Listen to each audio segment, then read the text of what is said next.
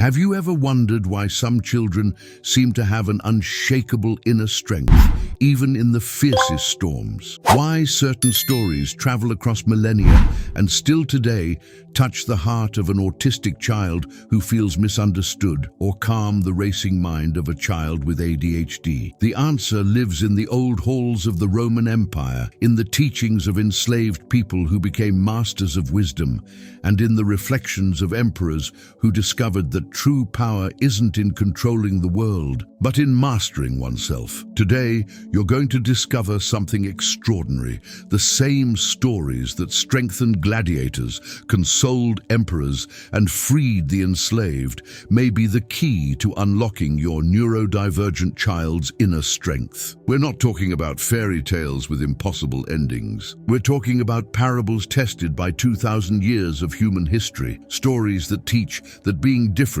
isn't a weakness. It's a unique way of seeing the world with eyes others don't have. Marcus Aurelius, the philosopher emperor, wrote his reflections not to conquer territories, but to conquer his own fears and anxieties. Epictetus, born enslaved, discovered that no one can imprison a free mind. Seneca taught that true wealth is inner peace, not external applause. What if your child could carry these same discoveries in their heart? What if, instead of fighting their neurodivergence, they learned to see it as their particular superpower? Carl Jung showed us that inside every child there's a hero waiting to awaken, not a hero who slays outer dragons, but one who masters the inner ones: anxiety, frustration, the feeling of not belonging. The stories I'm going to share with you today aren't just entertainment. They're age-old tools adapted for bright, sensitive minds. They're bridges between ancient wisdom and the modern challenges of parents who deeply love extraordinary children. Because here's a truth few dare to say: your neurodivergent child doesn't need to be fixed. They need to be strengthened. They don't need to be normalized. They need to be empowered. And these stories are exactly that: pure empowerment, distilled across the centuries. Get ready to discover how a Roman emperor from 1800 years ago can teach your child to transform differences into strongholds, how a Greek slave can show them the path to true freedom, and how ancient parables can become the foundations of unshakable self-esteem. The stories are waiting. So is your child, and you hold the power to connect them. Reflect. Which story from your childhood marked you most? Share this video with a family who needs these tools. Comment on what has stood out to you so far. Subscribe for more transformative content and share with those you love. The Boy Emperor and the Mirror of Truth. Marcus Aurelius and the discovery of true power. Imagine a 10-year-old boy walking through the marble corridors of the largest palace in the world. His steps echo through galleries where powerful men bow and whisper words of praise. This boy's name was Marcus, and one day he would be the most powerful emperor on earth. But today, Marcus is confused.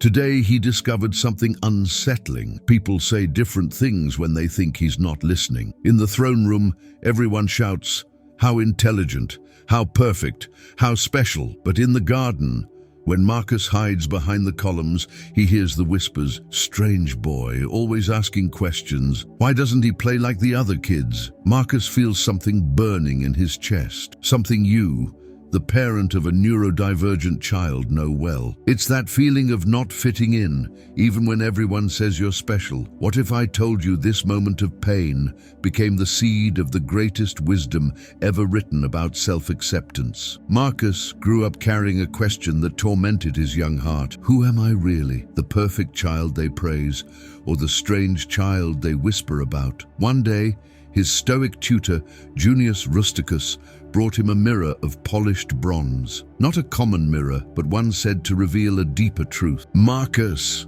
the wise teacher said, "this mirror shows only one thing, the truth. And the truth is that you are neither the perfect boy they applaud, nor the strange boy they whisper about. You are Marcus, and being Marcus is enough." But I'm different from the other boys. Marcus confessed, tears falling onto the cold marble. And thanks be to the gods for that, Rusticus replied with a smile. The world doesn't need one more boy the same as the rest. The world needs the one Marcus who will ever exist. Here lies the first great Stoic lesson for our neurodivergent children. Difference is not a flaw to hide, but a strength to be understood. Carl Jung would call this individuation, the sacred moment when a child stops trying to be who others want and begins discovering who they truly are. For an autistic child, this is when they realize their unique way of processing the world isn't a mistake of nature, but a special lens through which they can see truths others cannot. For a child with ADHD, it's the moment they understand that their fast mind isn't a curse, but a powerful engine that, well-directed, can move mountains. Marcus Aurelius grew to become the wisest emperor in history, but he never forgot the lesson of the mirror. In his meditations he wrote, "Do not be ashamed to need help. You have a duty to accomplish your mission like a soldier storming a wall. If you're lame and cannot climb alone, but can do it with another's help, what of it?" Translated for your child, don't be ashamed of who you are. You have a special mission in this world. If you need help to fulfill it, that doesn't make you weaker. It makes you more human. When a neurodivergent child hears this story, something magical happens. They stop fighting their own nature and start working with it. They stop seeing their particularities as defects and start seeing them as unique features of their imperial personality. Buddhist wisdom reminds us that we suffer not because we're different, but because we resist our difference. When Marcus looked into the mirror of truth and accepted himself, he stopped suffering and began to reign, first over himself, then over the world. Your neurodivergent child is an emperor in the making. They only need your mirror of truth, your unconditional love and total acceptance. The question that echoes through the centuries hasn't changed. Who am I really? And the Stoic answer remains the same. You are exactly who you need to be, in the way you need to be, at the moment you need to be. The mirror is in your hands. What your child will see in it depends on the reflection you choose to show. The slave who became a master, Epictetus, and the discovery of true freedom. Once there was a boy born with a different body in a time when being different meant being enslaved. His name was Epictetus, and he limped from one leg since childhood. Other enslaved people mocked him. His owner despised him. Everyone around him saw only limitations. But Epictetus discovered a secret that would change not only his life, but also the lives of emperors, generals, and, centuries later, neurodivergent children like yours. He discovered there are two prisons in the world, the prison of the body and the prison of the mind. And only one of them has a key in our hand. Picture your child hearing this story on a hard night, after a day of being misunderstood at school, or when their racing mind can't slow down for sleep. Imagine them discovering that a physically disabled boy 2,000 years ago found the secret code to inner freedom. "Epictetus!" his cruel master shouted, "You are my slave! I control your life!" And young Epictetus, with that light in the eyes of those who see beyond appearances, answered with words that would echo through the millennia. "You may control my body, but you will never control my thoughts. You can lock me in a cell, but you will never imprison my mind. You are lord of my exterior, but I am emperor of my interior." This is the first great Stoic revelation for neurodivergent children. No one can control what happens inside your head unless you allow it. For an autistic child overwhelmed by the world's sounds and lights, this story whispers, you may not control the noise out there, but you can choose how to respond to it in here. For a child with ADHD who hears 1,000 times a day, sit still, stop moving, concentrate. This parable declares, your energy is your strength. You may not control when it arrives, but you can choose how to direct it. Carl Jung taught about the shadow, the parts of us we reject or others reject. Epictetus transformed his apparent shadow, his disability, his enslavement, into his greatest source of light, his inner freedom, his wisdom. He created a simple technique that still works today with neurodivergent children. Does this depend on me or not? Doesn't depend on me. What other kids think Whether the teacher understands my difference, whether the world is too loud, depends on me, how I choose to respond, how I treat my own thoughts, how I use my unique energy. Years later, when Epictetus was freed and became one of the greatest teachers of philosophy, emperors traveled thousands of miles to learn from him. The defective slave had become a teacher of the powerful. But the most beautiful lesson in this story comes from how Epictetus treated his own different students. When a young man with a stutter arrived, he'd say, "Your voice trembles, but your thoughts can be firm as rock." When a student with learning difficulties came, he taught, "Your brain works differently, and that can be your advantage." Epictetus understood something modern neuroscience confirms. Different brains process the world in unique ways, and that can be a superpower, not a limitation. Buddhist wisdom about acceptance weaves perfectly here with Stoicism. The Buddha taught that we suffer when we fight what we cannot change. Epictetus taught that we are free when we accept what we don't control and act on what we do control. For your neurodivergent child, this becomes a revolutionary freedom. I didn't choose to be autistic, ADHD different, but I choose how to live as who I am. Imagine your child carrying that certainty in their chest when someone makes a cruel joke. Imagine them whispering to themselves, "You can try to hurt me on the outside, but inside I am free. Inside I am the emperor of my own thoughts." Epictetus coined one of the most powerful lines in history. It's not events that disturb people, but their judgments about events. In kid-friendly language, it's not what happens to you that decides whether you'll be happy or sad. It's what you think about what happens. A neurodivergent child who internalizes this truth becomes unstoppable. They stop being a victim of circumstances and become the architect of their own inner experience. The slave who became a master left a simple yet transformative legacy. You may not choose what happens to you, but you can always choose who you become because of it. And when your child understands this, really understands, they'll discover they carry within themselves the same freedom that turned a lame slave into the teacher of emperors. The key to the prison was always in their hands. Epictetus just taught where to find it. The tree that bent without breaking, the wisdom of Stoic flexibility. In an ancient Greek forest, two very different trees grew side by side. One was a gigantic oak, proud of its strength with thick branches and a rigid trunk that seemed to defy the heavens. The other was a delicate willow with thin, flexible branches that danced with the wind. The other forest dwellers admired the oak. "What a strong tree! What a perfect tree! Look how it never moves, how it always stays the same." The little willow heard those praises and sometimes felt inferior. Its branches swayed with any breeze, its leaves fluttered and it changed shape with every season. "Why can't I be strong and rigid like the oak?" it sighed. But what happened when the storm came changed everything. This parable, told by Stoic sages to teach the art of adaptation, carries a precious secret for neurodivergent children. True strength isn't rigidity, it's the ability to adapt without losing your essence. When the furious winds began to blow, the proud oak tried to resist with all its might.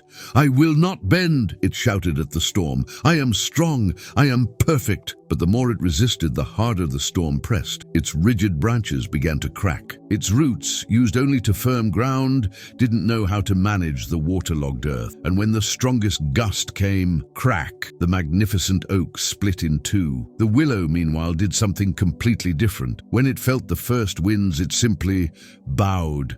Its flexible branches danced with the storm instead of fighting it. When the wind blew one way, it leaned gracefully. When it changed direction, the willow changed with it. And what happened? The willow not only survived, it grew stronger. For an autistic child, this story whispers a liberating truth. You don't need to be rigid to be strong. You can adapt to the world in your own way, in your own time, and that doesn't make you weaker, it makes you wiser. For a child with ADHD, the parable reveals your shifting energy, your moving attention, your flowing interests. This isn't instability, it's flexibility. Like the willow, you can dance with life's winds. Marcus Aurelius wrote in his Meditations, "The mind of the wise is like water. It takes the shape of the vessel, yet keeps its nature. That means we can adapt to circumstances without losing our essential identity. Carl Jung spoke of the transcendent function, our capacity to integrate apparent opposites. The willow integrated strength and flexibility, firmness and adaptability. A neurodivergent child can integrate their difference with their participation in the world, their sensitivity with their resilience. But the story doesn't end there. Years later, when the forest recovered from the storm, something magical had happened. The willow had become the most sought-after tree in the forest. Birds nested in its flexible branches because they knew they'd be safe even in future storms. Other animals came to rest in its shade because its energy was welcoming, not intimidating. The willow had discovered that its difference wasn't a weakness to hide, but a strength to offer. Buddhist wisdom teaches the idea of the inner bamboo, the ability to be strong and flexible at the same time. Like bamboo that bends but doesn't break, a neurodivergent child can learn to adapt to the world's demands without sacrificing authenticity. Imagine your child internalizing this lesson. When school is too loud, they find creative ways to protect themselves, like the willow that bends, instead of hardening and suffering, like the oak that breaks. When emotions run high, they can learn to flow with them rather than resist until they explode. Stoic flexibility isn't the absence of principles, it's emotional intelligence in action. Seneca taught, "Every new beginning comes from the end of some other beginning." And for neurodivergent children, that means every adaptation, every adjustment, every moment of flexibility isn't defeat. It's a new beginning, a new way to be strong. The willow tree became a symbol of something profound. You can keep your roots firm, your values, your identity, your self-love, while letting your branches dance. Your strategies, your responses, your ways of engaging the world. When your child faces a challenging situation at school, in the park, or at home, they can ask, "Am I the oak or the willow right now?" And then choose resist until breaking, or adapt intelligently and keep growing. The storm always passes, but only those who learn to dance with it become stronger when it's gone. And so the ancient forest teaches an eternal lesson. True resilience isn't never bending, it's always rising. The guardian of his own thoughts, mental control, and the inner fortress. Once upon a time, there was an ancient city where a young soldier named Cleanthes lived. But Cleanthes wasn't an ordinary soldier. He was the guardian of the inner citadel, the most important fortress in the whole kingdom. This fortress wasn't made of stone or wood. It had no walls you could see or gates you could touch. The inner citadel stood inside Cleanthes' mind, and his mission was to protect it from very particular invaders, the disturbing thoughts. Every day these invaders tried to enter. The thought, "You're not good enough." The thought, "Everyone thinks you're weird." The thought, "You'll never make it." But Cleanthes had learned from the Stoic masters the most powerful secret in the universe. You can't control which thoughts knock at the door of your mind, but you can always choose which ones you let in. For neurodivergent children, this is one of the most freeing discoveries there is. How many times has your child been bombarded by thoughts like, "I'm too different, I can't focus like others. Why does my brain work this way?" Cleanthes faced the same invaders, but he had built an infallible defense system.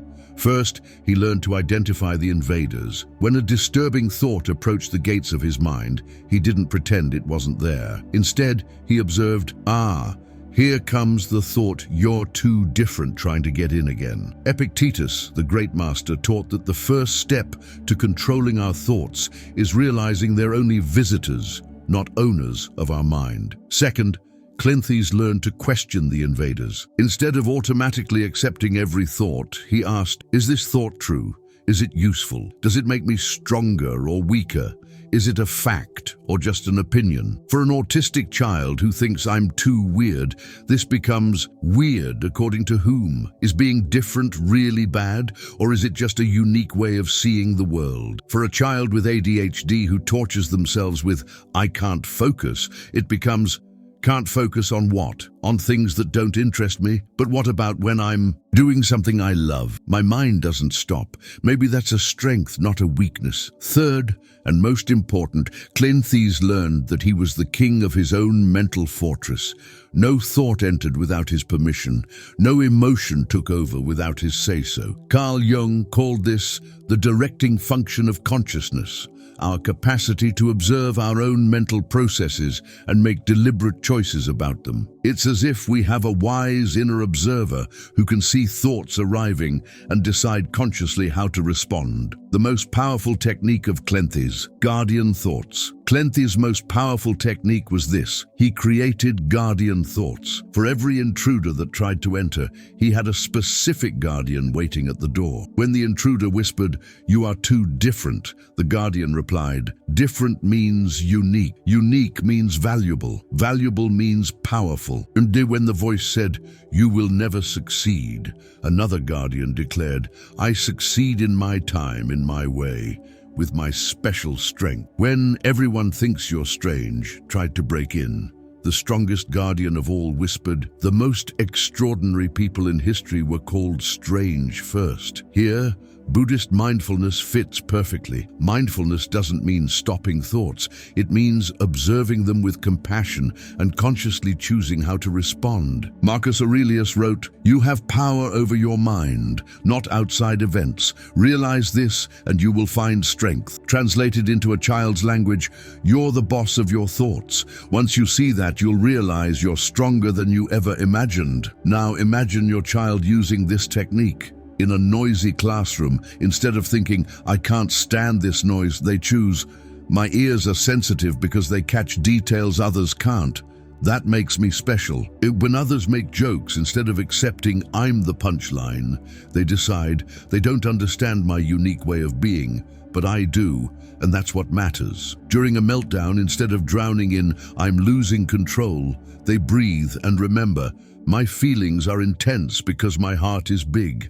I can feel everything and still choose how to respond." Cleanthes discovered that being guardian of one's own thoughts didn't mean never having difficult thoughts. It meant having the power to choose which thoughts deserve attention, energy, and credibility. He became unbeatable, not because he was never attacked, but because he built unshakable defenses within. Your child's inner citadel can become the safest place in the world, a refuge where they can always retreat, regain strength, and emerge wiser. And so Cleanthes teaches every neurodivergent child, you may not control which thoughts visit your mind, but you always control which ones get to live there. The key to your inner fortress is already in your hands. Use it wisely. The courage of a different heart, self-worth and uniqueness as strength. Once upon a time, in a small Greek village, there lived a boy named Aristion, born with a very special gift. His eyes saw colors no one else could see. Where others saw only blue in the sky, he saw dozens of shades that danced and shifted. Where others saw simple green in the leaves, he perceived a symphony of greens telling hidden stories. At first, Aristion thought everyone saw the world as he did. But when he began to describe the magical colors, people looked at him strangely. "Such wild imagination," some said. "What a peculiar boy," whispered others. And so began the greatest battle of Aristion's life, the battle between hiding his gift or embracing his difference. This parable echoes in the heart of every neurodivergent child who has ever felt too different for this world. Your autistic child who sees patterns where others see chaos. Your child with ADHD who senses energies others overlook. Your sensitive child who feels emotions that pass unnoticed by most. All of them are Aristion. All of them see colors invisible to others. For years, Aristion tried to hide. When asked about the colors, he lied. "It's just normal blue." When questioned why he stared at a single leaf for minutes, he made excuses. "I was just thinking about something else." But hiding his gift was killing something inside him. Like a spring trying not to flow, like a bird trying not to fly, Aristion was denying his own nature. Then one day, he met a Stoic sage named Musonius, who told him something that would change his life forever. "Aristion, the master said. Do you think the gods gave you special eyes by accident? Do you imagine the universe makes mistakes when it creates someone unique? But I'm too different, confessed the boy. People don't understand me, and be grateful for that. Musonius smiled. If everyone understood you completely, you'd be too ordinary to hold any special value. Here lies one of the deepest truths of Stoicism applied to neurodivergence.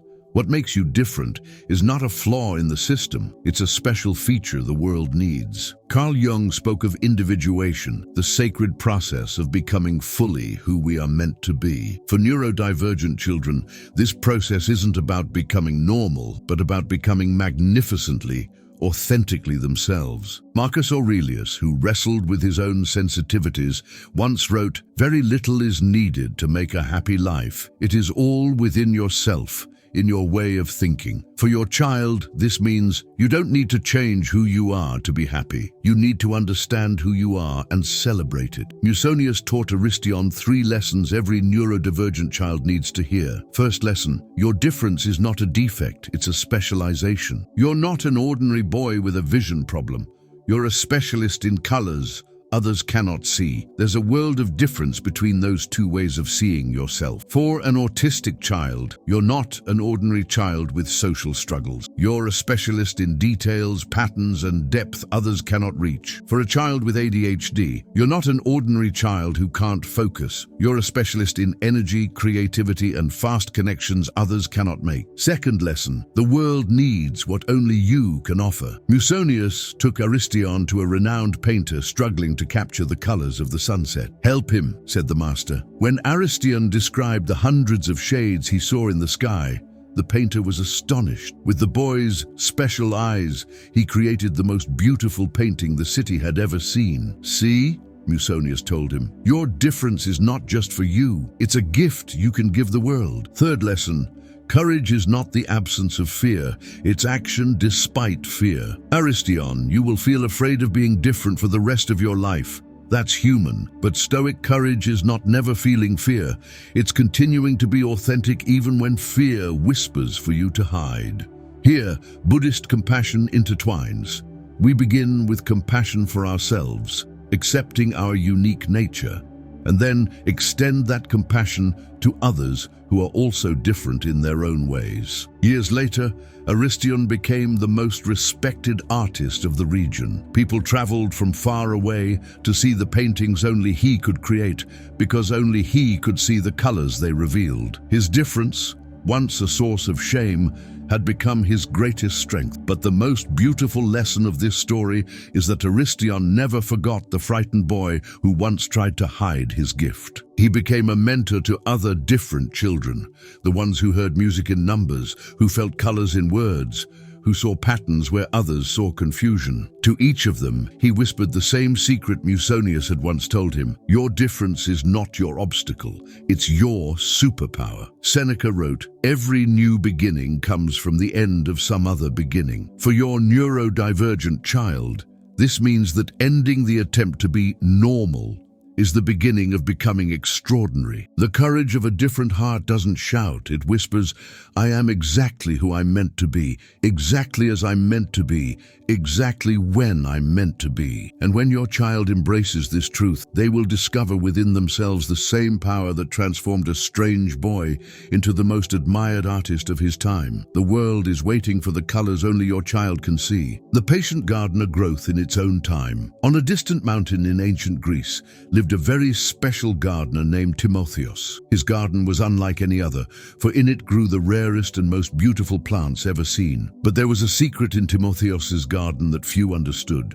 Each plant grew in its own time, in its own way. While other gardeners in the region forced their plants to grow quickly, using harsh methods and constant pressure, Timotheus did something revolutionary. He respected the natural rhythm of each seed. In his garden, Timotheus cared for a very special seed, a small golden seed that took 3 times longer than the others to sprout. The other gardeners mocked him. "Timotheus, that seed is defective. Throw it away and plant something normal." But Timotheus smiled with the wisdom of one who understands nature's mysteries. The most extraordinary flowers always take the longest to bloom. This story whispers a profound profound truth to every parent of a neurodivergent child. Your child is not behind. They are growing in their own time, developing deep roots that will one day sustain a magnificent flowering. For autistic children who need more time to process information, for children with ADHD who mature at a different rhythm, for every neurodivergent child who constantly hears, "When will you? Why haven't you? Other kids already?" This parable is a balm of hope. Timotheus understood 3 essential secrets that every caregiver of a special child needs to know. First secret, every plant has its own season. In Timotheus' garden, some flowers bloomed in spring, others in summer, others in autumn. Some even blossomed in winter when people thought nothing could grow. People, Timotheus said, look at my garden in March and ask, where are the winter flowers? They don't understand that each flower has its perfect season. Marcus Aurelius, in his Meditations, wrote something that echoes this wisdom. Everything has its proper time. And for neurodivergent children, this means that learning social skills at 8 instead of 5, reading at 9 instead of 6, or discovering a passion at 12 instead of 10 is not late. It is their perfect timeline. Second secret, the deepest roots sustain the longest lasting flowers.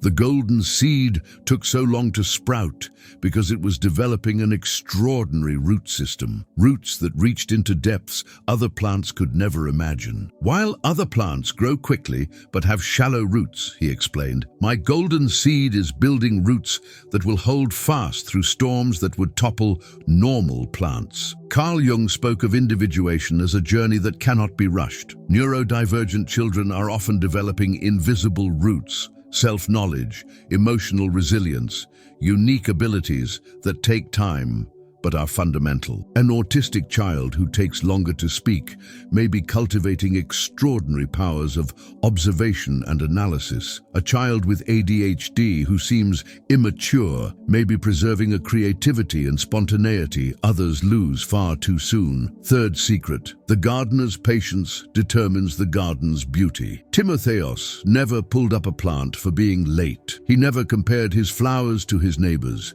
He never forced a seed to grow faster than its nature allowed. My task, he said, is not to make the plants grow. It is to create the conditions so they can grow as they were meant to. Here lies the most powerful revelation for neurodivergent families. Your role is not to fix or accelerate your child. It is to create an environment of love, acceptance, and patience where they can blossom authentically. Epictetus, who knew the reality of limitations and gradual growth, taught, no great thing is created suddenly. For neurodivergent children, this is a promise. Greatness is coming, but it will come in its own time. Buddhist wisdom of compassionate patience weaves perfectly here. The Buddha taught that forcing growth is like trying to pry open a flower with your hands. It only leads to destruction. True growth happens in loving presence, not anxious pressure. Years passed, and something magical happened in Timotheus's garden. The golden seed finally sprouted, and when it bloomed, it revealed the most extraordinary flower the mountain had ever seen. Its beauty was unique, its colors radiant, its fragrance unmatched.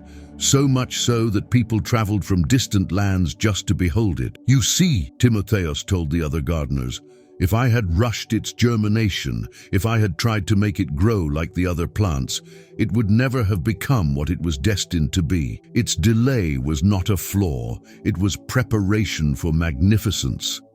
For your neurodivergent child, this is a Stoic promise. Every day of apparent delay is actually a day of preparation for something extraordinary.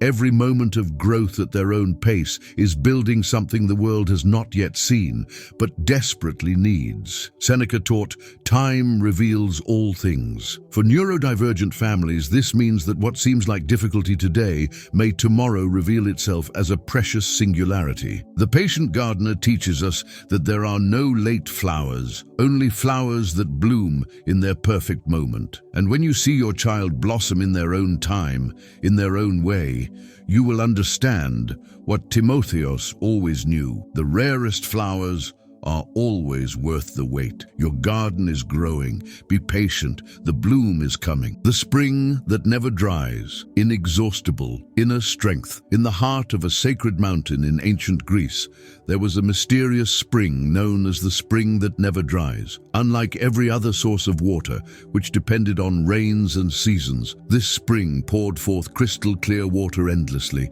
even in the driest summers, even in the harshest winters. Many travelers climbed the mountains searching for this legendary spring, but few ever found it. Not because it was hidden, but because they were looking in the wrong place.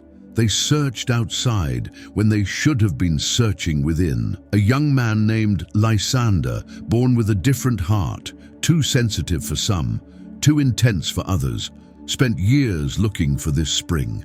He had heard that whoever drank from its waters would never again feel thirsty, never again feel empty, never again doubt their own strength. This quest is the journey of every neurodivergent child, to find within themselves a source of strength that does not depend on outside approval, a reservoir of courage that does not run dry with criticism, an inner certainty that stands firm even when the world insists they don't belong. Lysander climbed the mountain for days, searching caves, looking behind rocks, following every stream. Exhausted, thirsty, ready to give up, he finally found a Stoic sage meditating by a simple stone. "Master," Lysander said weakly, "I seek the spring that never dries. Do you know where I can find it?" The sage slowly opened his eyes and smiled. "Young man, you have carried that spring inside you since the day you were born. The problem is that you've been searching outside for something that can only be found within." Here lies the most revolutionary discovery of Stoicism for neurodivergent children. The strength you seek in the world, acceptance, validation, safety, worth, already exists fully inside you. You do not need to earn it, deserve it, or prove it. You only need to access it. "But how?" asked Lysander. "My heart is different. I feel too much, think too much, care too much. How can I have an inexhaustible spring when I so often feel empty?" The sage answered with the words that change the life of every child who feels too different. "Lysander, do you think your sensitivity is weakness? It is your most direct connection to the inner spring. Do you think feeling too much is a flaw? It is your capacity to experience life in its fullness. Do you think caring too much is a burden? It is your natural compassion, one of the rarest gifts in the universe. This is the secret of the spring that never dries. It is not fed by what you receive from the world, but by what you recognize within yourself. Marcus Aurelius, who wrestled with his own sensitivities and pressures, wrote, "Very little is needed to make a happy life. It is all within yourself, in your way of thinking." For neurodivergent children, this means their happiness does not depend on fitting in. It depends on recognizing the worth of who they already are. Carl Jung spoke of the self, the authentic core of the personality that remains constant and strong, regardless of external circumstances. For an autistic child, this means their essence does not change if others fail to understand their way of communicating. For a child with ADHD, it means their value is not diminished if they cannot sit still like others. The sage continued, "The spring never dries because it is fed by 3 eternal streams that exist within every person, but which special children like you can access more easily." First stream, awareness of your own uniqueness. Lysander, do you know why you are different? Because the universe needed someone exactly like you. Your difference is not accidental, it is intentional. When you recognize this deeply, a first stream opens. The certainty that you have unique, irreplaceable value. For your neurodivergent child, this stream opens when they stop trying to be like others and begin to celebrate being exactly who they are. When an autistic child recognizes that their detailed mind is a superpower, when a child with ADHD realizes their energy is a creative force, This is when the first stream flows. Second stream, compassion for your own challenges. Your challenges, the sage continued, are not punishments. They are invitations to develop inner muscles that people without those challenges never need to build. Every difficulty you face is strengthening something inside you. Here, Buddhist wisdom of self-compassion shines. When we stop fighting our difficulties and begin to see them as teachers, a second stream of strength begins to flow. A child who struggles with social anxiety develops deep empathy. A child who faces learning challenges builds extraordinary perseverance. Third stream, connection to something greater. And finally, Lysander, you are part of something much greater than yourself. Your journey, your challenges, your victories, they serve not only you, but also every other child who will come after you and need to see that it is possible to be different and strong at the same time. Epictetus, the slave who became a master, taught, do not seek for things to happen the way you want them to. Rather want them to happen as they do happen, and you will go well. For neurodivergent children, this transforms into, do not wish to be who others want you to be. Be magnificently who you are, and you will discover a happiness that depends on no one else. When Lysander finally understood, something magical happened. He felt a bubbling spring inside his chest, an energy that did not come from outside, a certainty that needed no external confirmation. For the first time in his life, he felt whole exactly as he was. The spring was always here, he whispered, touching his own heart. And it will never dry, the sage affirmed, because it is fed by the eternal truth. You are exactly who you are meant to be, exactly when you are meant to be, exactly how you are meant to be. Years later, Lysander became a guide for other, different children who climbed the mountain, searching for the spring that never dries. To each of them, he whispered the same secret that had changed his own life. Stop searching outside for what can only be found within. You already carry everything you need. The spring has never dried, and it never will. You just need to remember where it is. Seneca taught, the happiness of your life depends upon the quality of your thoughts. For your neurodivergent child, this means the inner spring of strength never depends on outside circumstances. It depends only on recognizing the truth of who they truly are. The spring that never dries is not a legend. It flows right now in your child's heart. Help them find it. Help them drink from it. Help them remember it will never ever run dry.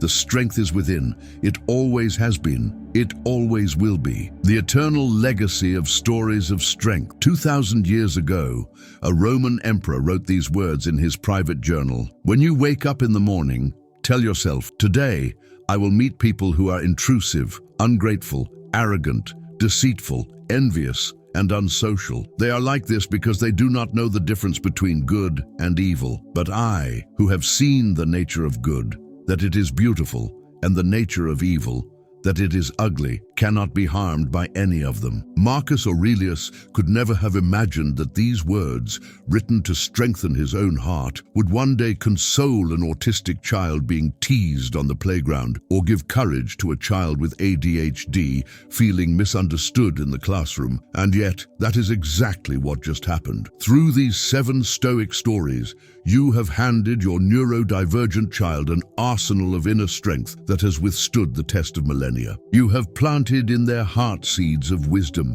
that sprouted in the palaces of emperors, the cells of slaves, the schools of philosophers, and now will bloom in the daily life of an extraordinary child. Think about what your child has received today from the boy emperor and the mirror of truth. They learned that being different is not a flaw to be hidden, but a uniqueness to be celebrated. Marcus Aurelius whispers across the centuries, you are exactly who you were meant to be. From the slave who became a master, they discovered that no one can imprison a free mind. Epictetus speaks through time to declare, you may not control what happens to you, but you always control who you become, because of it. From the tree that bent without breaking, they understood that true strength is not found in rigidity, but in intelligent flexibility. Nature itself echoes. You can adapt without losing your essence. From the guardian of thoughts, they gained the most revolutionary power of all, the ability to choose which thoughts are welcomed into their mind. Cleanthes proclaims, "You are the king of your inner citadel." From the courage of a different heart, they absorbed the liberating truth. Their difference is not their obstacle, it is their superpower. Aristian whispers, "The world is waiting for the colors only you can see." From the patient gardener, they received the peace of knowing there is no delay in their growth, only preparation for magnificence. Timotheos assures, "You are blooming in the perfect season for you." From the spring that never dries, they discovered the ultimate treasure, the certainty that they carry within themselves an inexhaustible reserve of strength, worth, and beauty. Lysander reveals, "The spring has always been within you." And Carl Jung taught that we are not healed by our personal stories, but by the mythical stories we choose to live by. Your neurodivergent child now holds in their hands some of the most powerful stories ever told about resilience, acceptance, and inner strength. Buddhist wisdom reminds us that we do not suffer because we are different, but because we resist our difference. These Stoic stories are invitations to stop resisting and begin cooperating with the magnificent singularity your child represents. But here is the most beautiful part of this journey. These stories are not only for moments of crisis, they are for moments of triumph, for ordinary days, for everyday discoveries.